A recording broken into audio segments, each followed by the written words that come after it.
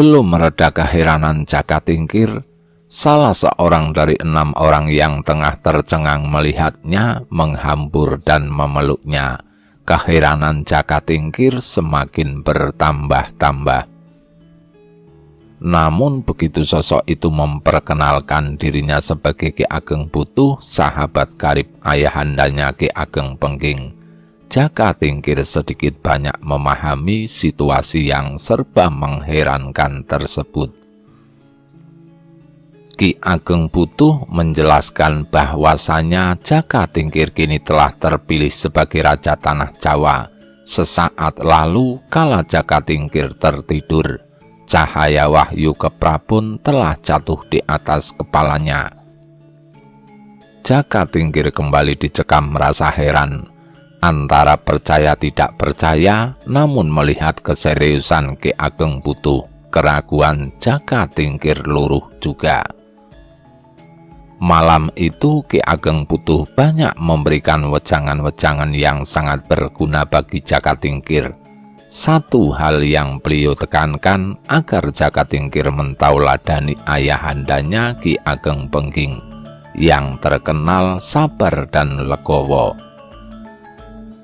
Jika kelak Jaka Tingkir benar-benar berhasil menduduki tahta dan menjadi penguasa tanah Jawa, sikap ini harus dikedepankan.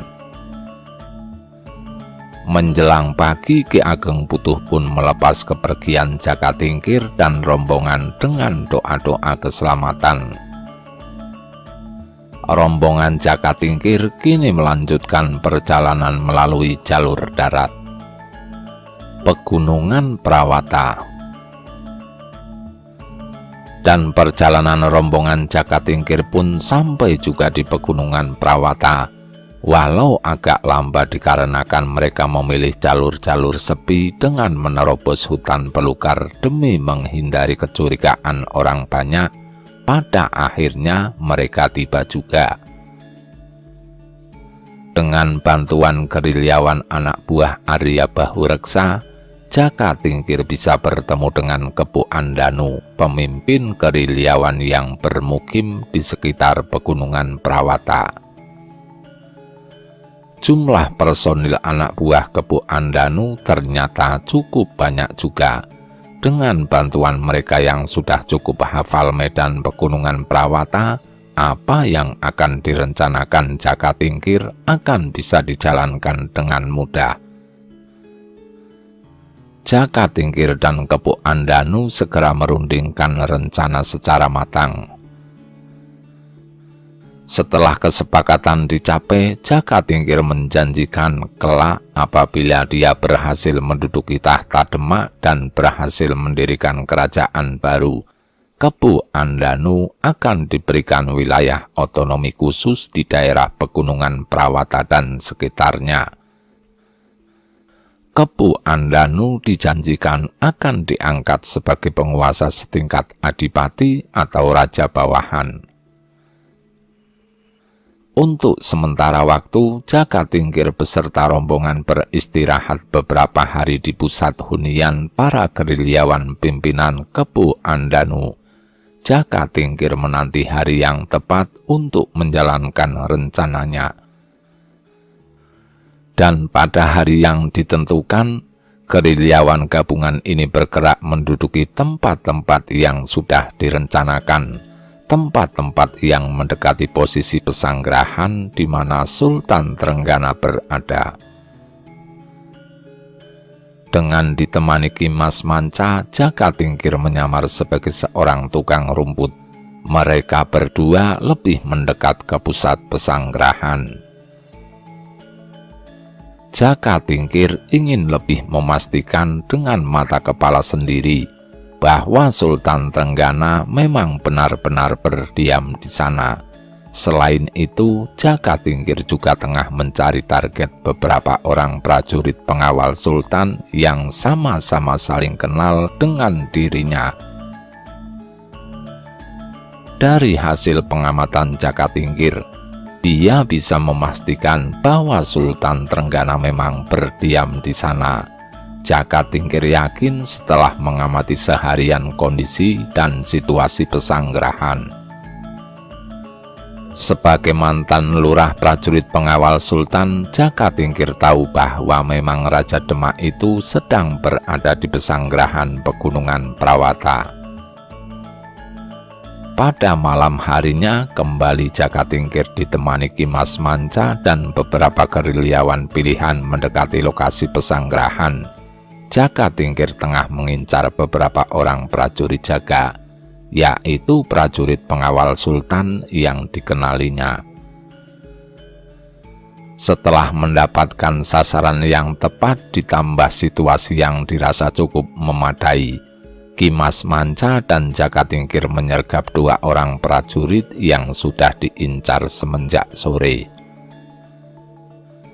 Dibantu beberapa gerilyawan yang lain, 2 orang prajurit ini berhasil dilumpuhkan dan dibawa menjauhi areal pesanggerahan menuju ke tempat persembunyian para gerilyawan.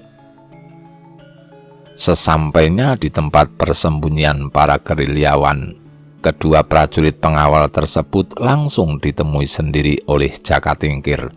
Betapa terkejut mereka mengetahui siapa yang tengah menemui mereka berdua. Keduanya tidak bakalan lupa dengan Jaka Tingkir, mantan lurah prajurit pengawal mereka.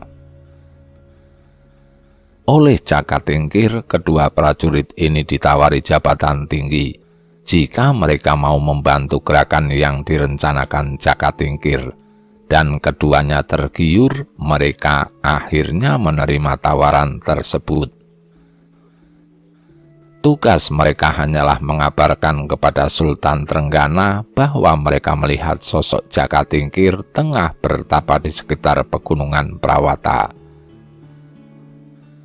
Kabar tersebut harus disampaikan kepada Sultan Demak keesokan hari, manakala pesanggerahan sudah diserang oleh para gerilyawan.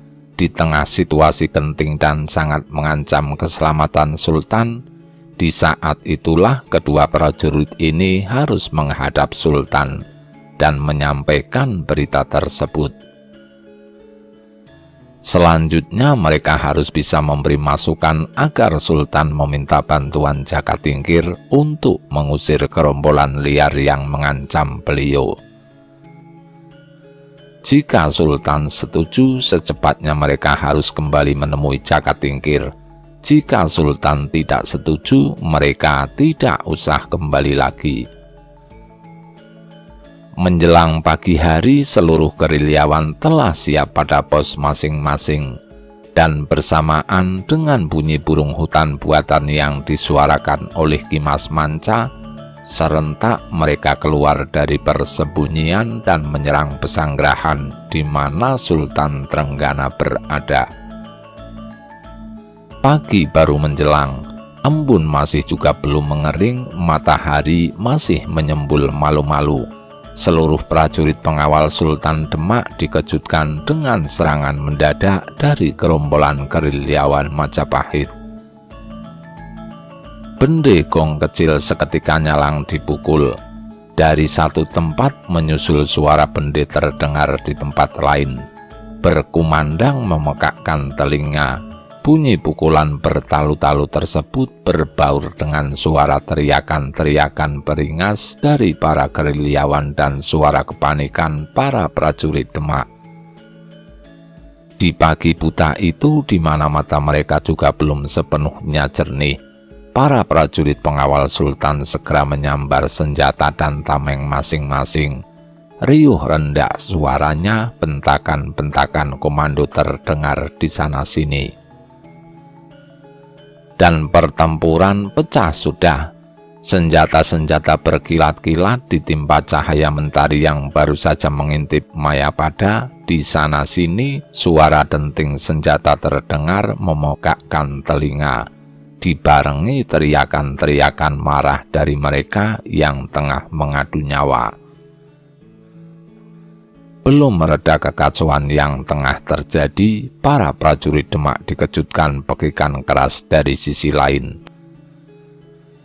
Pekikan yang berbunyi Jaya Majapahit berulang-ulang dan disusul suara gemuruh sautan, Jaya, Di sana dari sisi lain sepasukan gerilyawan datang menyerang dan meleburkan diri dalam pertempuran yang sudah terjadi. Kepanikan melanda para prajurit pengawal sultan. Mereka tidak menyangka-nyangka hari ini para gerilyawan berani menyerang pesanggrahan Pegunungan Prawata. Kepanikan semakin bertambah-tambah, manakala di sela-sela pertempuran terdengar teriakan berulang-ulang, "Pateni wong Demak, bunuh orang Demak." Teriakan ini bersahut-sahutan. Para prajurit Demak sedikit menciut nyalinya. Dan satu demi satu mayat pun berkelimpangan bermandikan darah. Kepu Andanu terlihat memacu kuda di tengah-tengah pertempuran sembari terus berteriak-teriak, "Jaya Majapahit!" Dia membawa bendera bergambar Surya Majapahit, simbol kebesaran Majapahit di tangan kirinya, sedangkan tangan kanannya terus mengayunkan senjata dengan lincahnya. 1-2 prajurit Demak terpapas ayunan senjatanya. Jerit kesakitan terdengar diiringi tumbangnya tubuh itu dengan bermandikan darah segar. Para prajurit pengawal sultan terdesak, tubuh-tubuh prajurit Demak tumbang satu persatu. Gerilyawan liar ini sangat terlihat sangat ganas.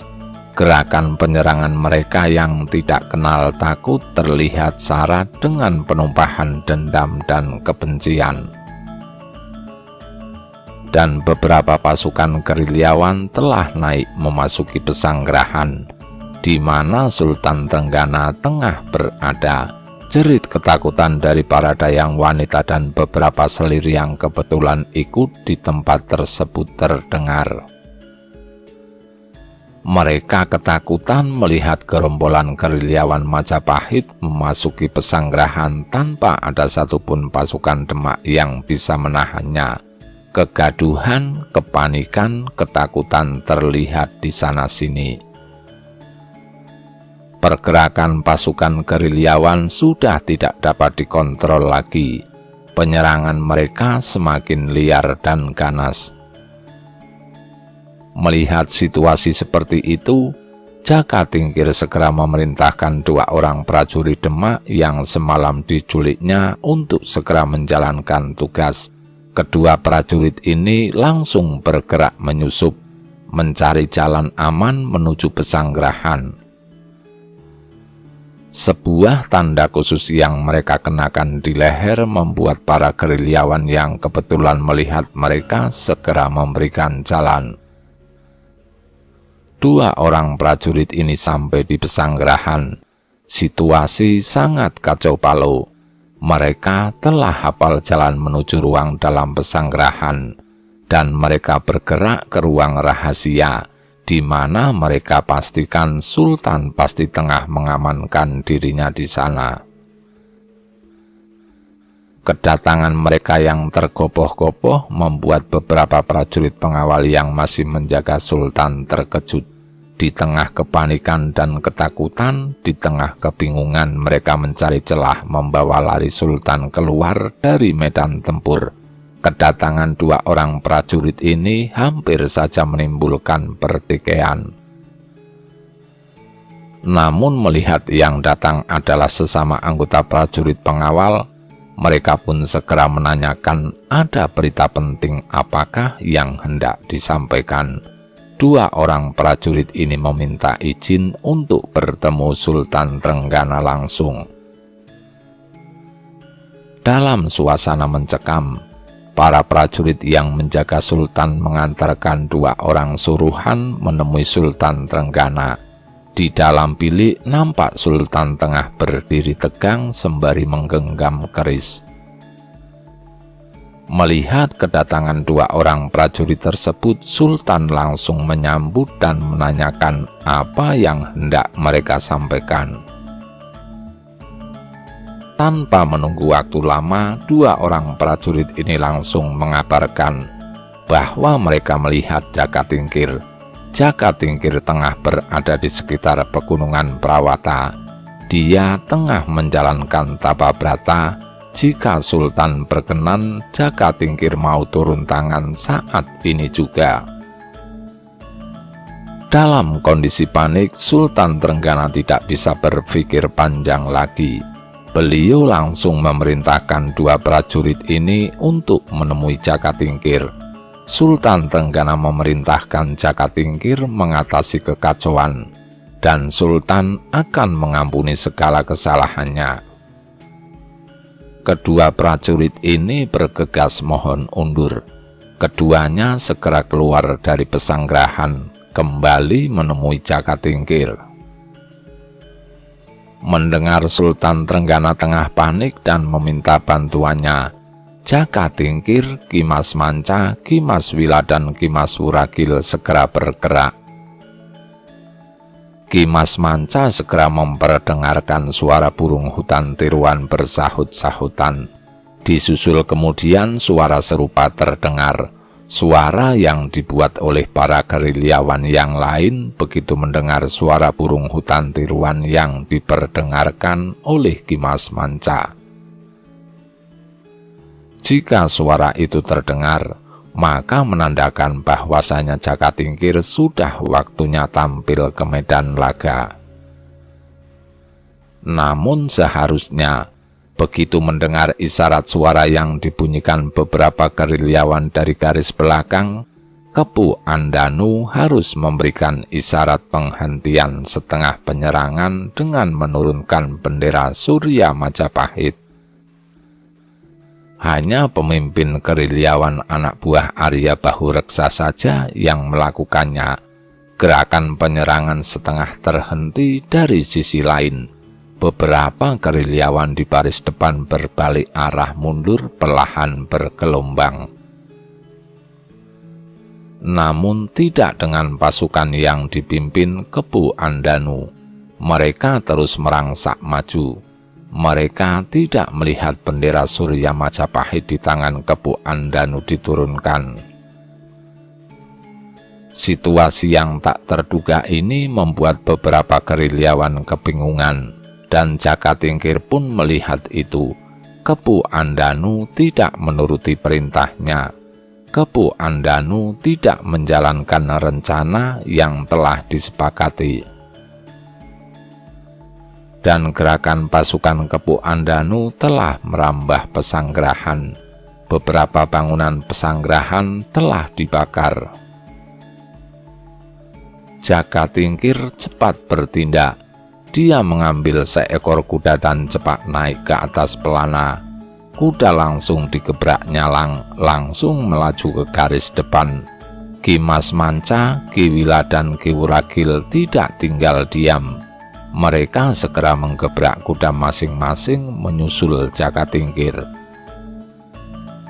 Melihat kedatangan 4 penunggang kuda yang menerobos medan pertempuran dan yang paling depan terlihat adalah Jakatingkir, Kepu Andanu tidak menggubris. Bendera Surya Majapahit kini semakin dia angkat tinggi-tinggi. Jakatingkir bertindak cepat. Dia memacu kuda mendekati Kepu Andanu. Manakala jarak mereka sudah teramat dekat, Jakatingkir langsung melompat dari atas kudanya menubruk tubuh Kepu Andanu.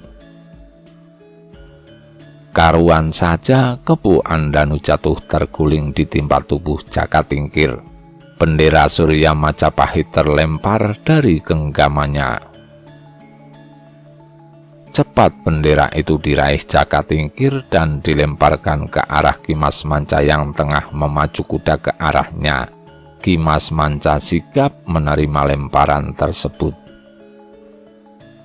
Dengan terus memacu kuda ke garis paling depan, diiringi Ki Mas Wila dan Ki Mas Wuragil, Ki Mas Manca mengangkat tinggi-tinggi bendera Surya Majapahit, lantas digerakkannya turun sambil berteriak, "Mundur!"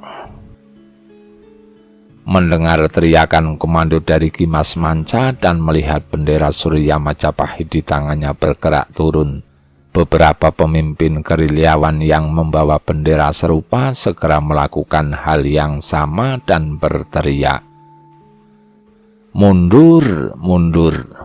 Gerakan merangsak maju dari anak buah Kepu Andanu segera tertahan. Kini perlahan mereka mundur ke belakang bergelombang. Beberapa prajurit Demak yang hampir kehilangan nyawa bersyukur, manakala para gerilyawan itu seketika mundur ke belakang. Di lain tempat, Kepu Andanu tengah berhadapan dengan Jakatingkir. Paman mengapa tidak mengikuti rencana semula? Suara Jakatingkir tertahan, jarak mereka teramat dekat, cukup untuk didengar oleh Kepu Andanu. Kepu Andanu mendengus, matanya berkilat-kilat. "Kehormatan bagiku membunuh keturunan patah itu dengan tanganku, Raden." Suara Kepu Andanu terdengar bergetar menahan amarah. Jakatingkir mendesis, "Pasukan Demak dalam jumlah besar sebentar lagi datang. Percuma hanya membunuh sultannya. Sultan baru akan segera diangkat menggantikan. Ikuti rencana semula, Paman. Tahta Demak bisa kita rebut dari dalam." Namun Kepu Andanu tidak mau mendengar. Kini dia malah menaiki kudanya, menghunus keris dan berkata, "Bunuhlah aku, Raden. Hanya dengan cara itu Raden bisa menghentikan aku memenggal kepala Trenggana." Kuda digebrak sesaat meringkik, lantas berlari ke arah pesanggerahan. Jakatingkir tidak tinggal diam. Dia berlari menghampiri kudanya dan segera menyusul Kepu Andanu. Aksi kejar-kejaran terlihat jelas karena pertempuran perlahan mulai mereda. Seluruh yang hadir menyaksikan itu semua. Para gerilyawan menduga-duga apa yang tengah terjadi, dan pada akhirnya mereka masing-masing bisa menyimpulkan bahwa Kepu Andanu tengah melanggar rencana semula. Di pihak pasukan Demak, beberapa prajurit senior bisa melihat dengan jelas dan mengenali bahwa sosok penunggang kuda yang tengah mengejar pemimpin gerilyawan itu tak lain adalah Jakatingkir, mantan lurah prajurit pengawal Sultan. Berbagai dugaan merebak di benak mereka. Namun aksi kejar-kejaran yang tengah berlangsung lebih menyita perhatian mereka. Dan kembali Jakatingkir lebih tangkas memapas laju kuda Kepu Andanu. Kuda Jakatingkir mendahului laju kuda Kepu Andanu dan dengan berani bergerak melintang di depannya. Karuan kuda Kepu Andanu terkejut dan sigap berlari memutar. Kedua kuda berlari berputar arah, lantas bertemu berhadap-hadapan. Kuda melonjak-lonjak sesaat, mendengus-dengus. Jakatingkir dan Kepu Andanu kini kembali berhadapan. "Hentikan, Paman!" Kepu Andanu tersenyum anyir, dia menggeleng. "Membunuh Trenggana atau mati di tangan pewaris tahta Majapahit adalah kehormatan bagiku." Nyaring suara Kepu Andanu, hampir semua orang mendengar suaranya. Kini baik pasukan Demak maupun para gerilyawan mendadak terkesiap diam. Hanya ringkikan-ringkikan kuda sesekali terdengar di sana-sini. Mereka yang hadir menantikan dengan tegang apa yang bakal terjadi. Dan kembali Kepu Andanu memutar kudanya. Jakatingkir sigap, dia menubruk tubuh Kepu Andanu sekali lagi. Keduanya terguling-guling di tanah, dan keduanya pun cepat bangkit berdiri. Kepu Andanu beringas, ia tusukkan keris ke tubuh Jakatingkir. Jakatingkir menghindar. Jaka Tingkir tetap bersikeras mengingatkan Kepu Andanu. Namun serangan Kepu Andanu semakin ganas. Pertempuran terjadi disaksikan oleh para prajurit Demak dan para gerilyawan. Dua sosok harimau Majapahit itu kini tengah bertempur satu lawan satu. Belum lama pertempuran terjadi, suasana tegang tiba-tiba dipecahkan oleh suara hentakan kendang dan alunan gamelan. Suara irama pertempuran. Bunyi itu berasal dari arah pendopo Pesanggerahan. Seluruh yang hadir melihat di sana. Sultan Trenggana nampak tengah berdiri menyaksikan duel maut dua harimau Majapahit. Sultanlah yang memerintahkan beberapa pangrawit keraton atau pemusik istana yang juga ikut serta dalam rombongan Sultan di Pegunungan Prawata untuk membunyikan gamelan bernada perang. Bunyi gamelan mengiringi adu kesaktian Jaka Tingkir dan Kepu Andanu. Kendang menghentak-hentak nyalang, indah didengar, seiring gerakan dua orang yang tengah mengadu nyawa. Hentakan kendang dibarengi teriakan dari para prajurit Demak. Para gerilyawan diam di tempat masing-masing. Mereka tidak mengira situasi berubah secepat itu. Namun mereka tidak bisa berbuat apa-apa. Semua hanya bisa mengamati dengan dada berdebar. Kedua orang yang tengah bertempur adalah para pemimpin mereka. Namun tidak demikian di pihak pasukan Demak. Setiap kali Jaka Tingkir menyarangkan serangan, kendang dipukul keras, dan teriakan para prajurit mengiringinya. Di suatu saat, manakala posisi keduanya merapat, Jaka Tingkir menggeram. "Hentikan!" Kepu Andanu mendengus. "Bunuh aku, Raden, atau aku akan memenggal kepala Trenggana."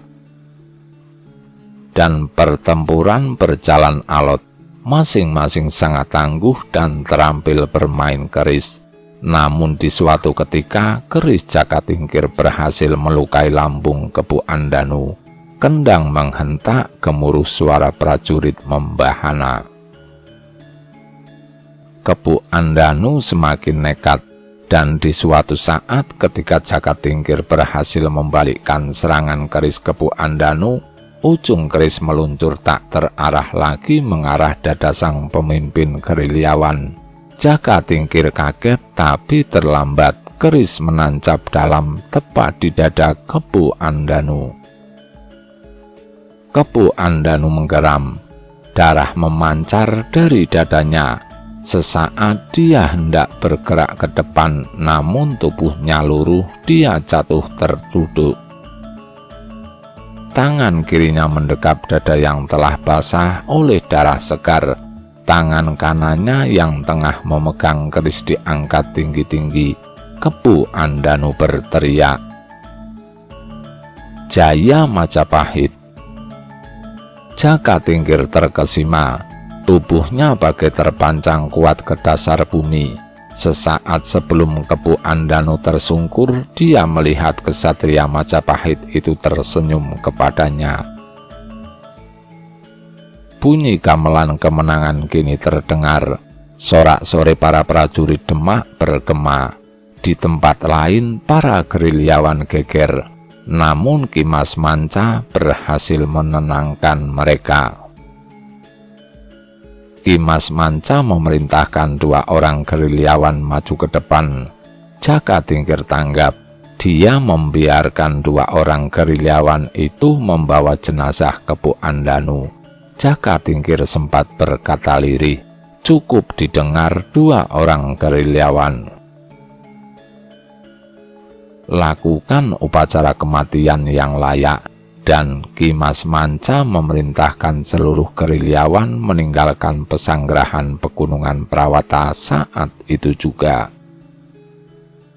Peristiwa memilukan ini diceritakan secara simbolis dalam babat Tanah Jawa. Konon sesampainya di pegunungan Prawata, Jaka Tingkir menemukan seekor kerbau liar yang bernama Kebu Andanu. Kerbau tersebut ditangkap oleh Jaka Tingkir. Lantas di salah satu telinganya dimasukkannya segenggam tanah yang dibawa dari Banyu Biru. Kerbau liar tersebut berubah semakin liar, lalu dilepaskan ke arah pesanggerahan Sultan Trenggana. Kerbau mengamuk, para prajurit pengawal tidak ada yang mampu menaklukkan amukan Kebu Andanu. Bahkan banyak para prajurit yang tewas terkena amukannya. Pesanggerahan pegunungan Prawata porak-poranda oleh ulah Kebu Andanu. Sultan Trenggana panik. Lantas dua orang prajurit menghadap Sultan dan mengabarkan bahwa mereka melihat Jaka Tingkir. Seyogyanya Sultan meminta pertolongan Jaka Tingkir untuk menaklukkan Kebu Andanu. Sultan menyetujui. Jaka Tingkir akhirnya turun tangan. Jaka Tingkir bertempur dengan Kebu Andanu. Kerbau dipegang namun tidak menurut dan semakin liar. Terpaksa Jaka Tingkir mengeluarkan tanah yang dia masukkan ke telinga kerbau. Lalu Jaka Tingkir memukul kepala kerbau. Kepala kerbau pecah, Kebu Andanu tewas seketika. Sultan Trenggana selamat dari amukan Kebu Andanu. Tanah yang disimbolkan dalam babat tanah Jawa tak lain adalah daerah kekuasaan yang sempat dijanjikan kepada Kebu Andanu. Namun daerah kekuasaan tersebut tidak jadi dimiliki Kebu Andanu karena dia telah membangkang perintah Jaka Tingkir. Adipati Pajang. Banyak spekulasi merebak di kalangan istana Demak akibat peristiwa tersebut. Namun bagaimanapun juga Jaka Tingkir terbukti berhasil menyelamatkan nyawa Sultan Trenggana. Sunan Kudus memberi masukan kepada Sultan bahwasanya Jaka Tingkir adalah sosok berbahaya bagi Demak Bintara. Demikian juga beberapa pejabat yang lain. Namun keberhasilan Jaka Tingkir menyelamatkan nyawa Sultan bukan berarti tidak harus diingat. Di sisi lain, Nimas Sekaring Kedaton putri Sultan Trenggana memohon kepada ayahandanya agar Jaka Tingkir diperbolehkan memasuki istana kembali. Nimas Sekaring Kedaton diam-diam jatuh hati kepada Jaka Tingkir. Melalui serangkaian musyawarah yang rumit, pada akhirnya Jaka Tingkir diberi penghargaan menjabat sebagai seorang raja bawahan, seorang adipati. Hal ini dimaksudkan agar Jaka Tingkir tidak mempunyai akses langsung di lingkungan istana Demak. Jaka Tingkir sengaja dijauhkan dari pusat. Jaka Tingkir dikukuhkan sebagai adipati yang menguasai wilayah Pajang, wilayah yang tak jauh dari Pengging, tanah kelahirannya. Bahkan Pengging pun kini masuk wilayah Pajang. Dia dikukuhkan dengan gelar Adipati Adiwijaya yang berarti kemenangan utama. Mas Karebet atau Jaka Tingkir kini bergelar Adipati Adiwijaya. Ki Mas Manca diangkat sebagai pendampingnya dengan jabatan Patih Njaba. Dia lantas bergelar Patih Mancanegara, sedangkan Ki Mas Wila dan Ki Mas Wuragil mereka diangkat sebagai Patih Jero. Jabatan Patih Jero dibebankan kepada mereka berdua. Patih Njaba adalah jabatan wakil raja yang bertugas mengurus urusan eksternal keraton dengan dibantu beberapa mantri, membawahi beberapa pejabat di luar lingkungan ibu kota.